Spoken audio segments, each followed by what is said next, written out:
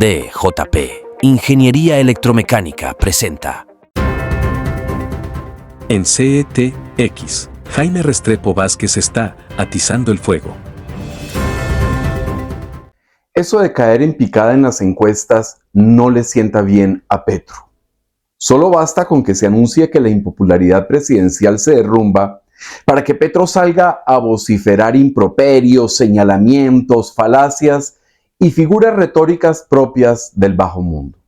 Lo ocurrido el viernes, en ese discurso incendiario y mentiroso por donde se le vea, es la manifestación del desespero presidencial.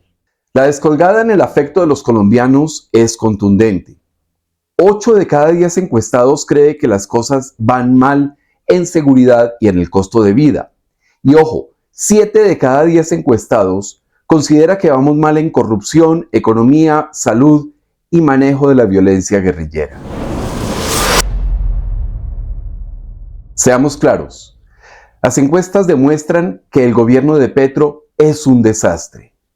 De ahí su rabia e impotencia verbalizada con ataques, descalificaciones e insultos de baja laya.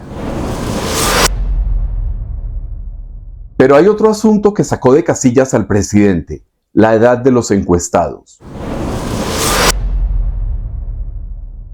Es que Petro contó con el ingenuo respaldo de los menores de 24 años, quienes, enardecidos por el resentimiento social y la promesa de justicia social y una Colombia mejor, decidieron respaldar al entonces candidato.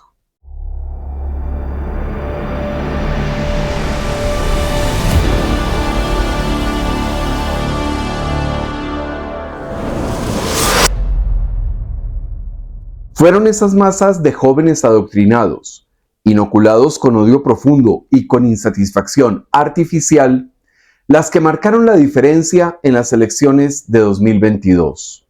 Sin embargo, la encuesta indica que Petro es desaprobado en todos los rangos de edad, incluido el de 18 a 24 años, pues ese segmento poblacional registra una desaprobación del 50% y una aprobación del 43%. Esa es la razón por la que Petro recurrió a la épica del estallido social para comparar a los que participaron en esa toma terrorista urbana con Bolívar.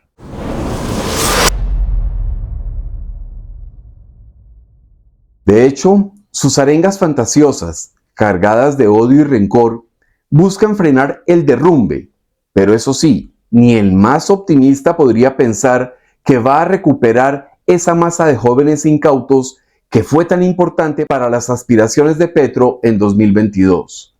A lo sumo, tratan de reducir la velocidad de la caída, pero nada más. Es que en el discurso, Petro recurre a las fórmulas que le dieron réditos en el pasado, como mencionar a Duque como un dictador que mató, torturó y mutiló a esos jóvenes bolívares que salieron a protestar en las calles de Colombia. Un fiscal le dio orden a todos sus fiscales de al recoger en las cárceles a los miles de jóvenes que se habían levantado exactamente como el libertador Bolívar. En el colmo del desespero y de la insensatez, Petro se atreve a comparar a Nicolás Maduro con Iván Duque, asegurando que somos hipócritas los que hablamos de una dictadura en Venezuela, pero callamos frente a lo que pasó en Colombia en el mal llamado estallido social. Los mismos que hoy hipócritamente hablan de Venezuela y de dictaduras allá, multiplicado por 3 lo hicieron en Colombia hace 3 años. ¿Acaso Maduro reconoció su derrota en las elecciones del 28 de julio? Pues no. Al contrario, puso en marcha un aparato represivo formidable para profundizar la dictadura. Mientras tanto, Duque reconoció la cuestionable victoria de Petro en 2022, le entregó la presidencia y hasta lo dejó jugar con la espada de Bolívar, esa que robó el M-19 y que terminó en manos del hijo de Pablo Escobar.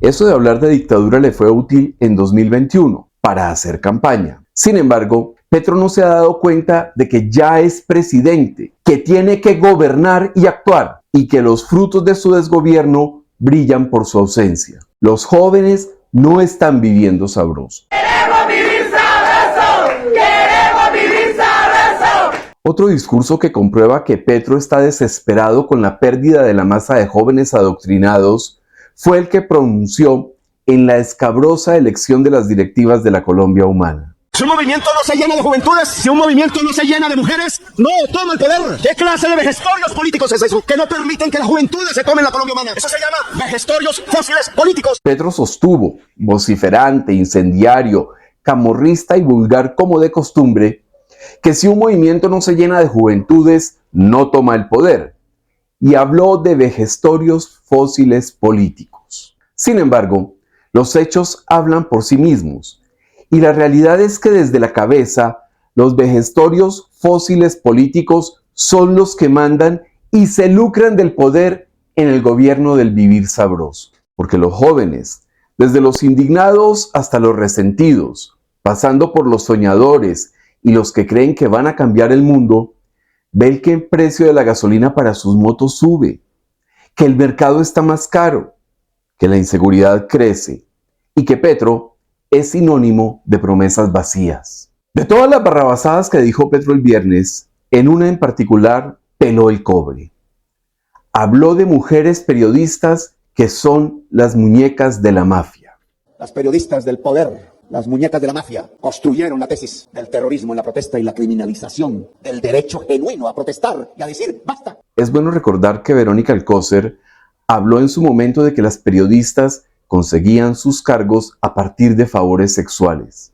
Es la misma figura, pero ahora dicha en un discurso ante cientos de personas. No, a todas les va bien. A todas les va bien porque todas entran de reporteras y todas terminan en el mismo canal económico de los dueños. Para eso se entran ahí. ¿Para qué crees? Las periodistas del poder, las muñecas de la mafia. En este apartado, Petro trató de unir el descontento de los jóvenes con su profunda incomodidad con la prensa. El mensaje elemental, porque es muy básico, de Petro, es que la culpa de su ineptitud es de la prensa y no de su incapacidad para gobernar. Entonces, enlazó a las periodistas con los jóvenes que le sirvieron como carne de cañón en esa campaña presidencial violenta y feroz llamada estallido social. Según Petro, fueron las periodistas las que establecieron la tesis del terrorismo en la protesta, a sabiendas de que fueron la fiscalía y los jueces quienes determinaron la financiación y la vinculación de movimientos terroristas con la primera línea.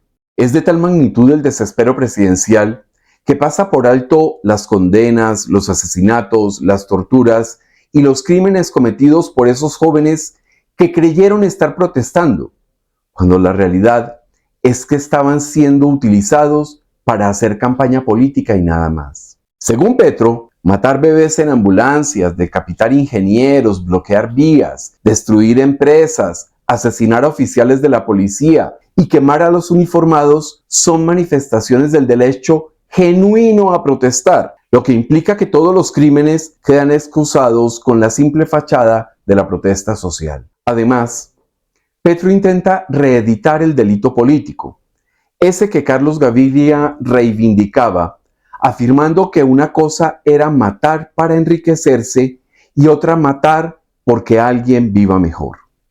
Una cosa es matar para enriquecerse y otra cosa matar para que la gente viva mejor.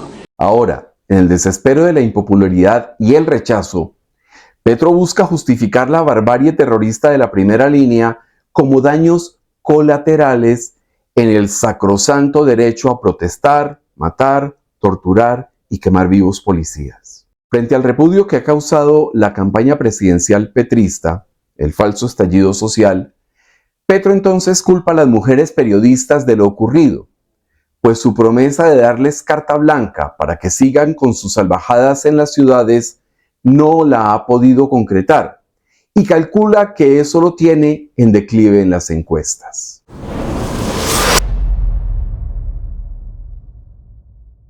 Además, hablar de las periodistas como muñecas de la mafia es el recurso primitivo, bárbaro, salvaje de alguien que solo ve novelas baratas y no tiene la capacidad ni la intención de producir ideas con estructura y profundidad. Ciertamente, esos jóvenes de pensamiento primario le entienden el símil. Sin embargo, hay realidades en la cotidianidad que desmienten los relatos y dejan en claro que son promesas vacías que han sido incumplidas por Gustavo Petro. Para terminar, si de muñecas de la mafia hay que hablar, es necesario dirigir la mirada a la Casa de Nariño, pues los dineros de la mafia patrocinaron la campaña presidencial de Petro en 2022. Comencemos por la más inepta, la trepadora, la arribista, la insufrible Francia Márquez, quien llegó en paracaídas a la cúpula del poder colombiano. Incendió. El día de ayer a las 9:22 se envió todos ellos nos matamos y nosotros, ese ya no es problema mío, ni del ministerio. Ella, la que no asume responsabilidades básicas como el envío de un correo electrónico, la que evidencia su ineptitud y su incompetencia al no buscar soluciones a un problema tan simple como la confirmación de la dirección de un correo, es la segunda al mando en el desastre mafioso que es el gobierno Petro. Otra muñeca de la mafia petrista es Laura Sarabia. Este es el primer resultado de trabajar juntos, de buscar acuerdos y sobre todo de la reactivación económica. Ella, la que llegó ahí de la mano del mafioso Armando Benedetti, la que sigue en un cargo gracias a los secretos oscuros de Petro, la que sabe que buena parte de los dineros del clan Torres para financiar la campaña venían del cartel de los soles, sale muy oronda a autoelogiarse y a elogiar al gobierno. Finalmente, otra muñeca de la mafia es Bedlevi Betel, la mujer del visitante de cárceles Juan Fernando Petro. Ella, quien quedó inconforme con el diseño de unas cejas, decidió llamar al mafioso de su marido para amenazar, violentar y recurrir a la frase «Usted no sabe quién soy yo», propia de los levantados por el poder de la mafia. Por lo tanto, yo voy a colocar una queja al lugar. Soy Juan Fernando Petro, el esposo de Bedlevi y hermano del presidente de la República. Esto sonará muy pretencioso, pero no es posible que ustedes hagan un trabajo tan mal hecho que el cliente no quede satisfecho. Por desgracia para Petro, ni las muñecas inútiles de la mafia que tiene a su servicio, ni las que fueron anexadas a su familia, son suficientes para detener la caída libre de su popularidad y de su mandato. Mal, Petro. Muy mal y empeorando. DJP. Ingeniería electromecánica. Especialistas en mantenimiento preventivo y correctivo de ascensores, instalación de controles de acceso para su residencia o empresa, e instalación y modernización de todo tipo de puertas vehiculares y peatonales.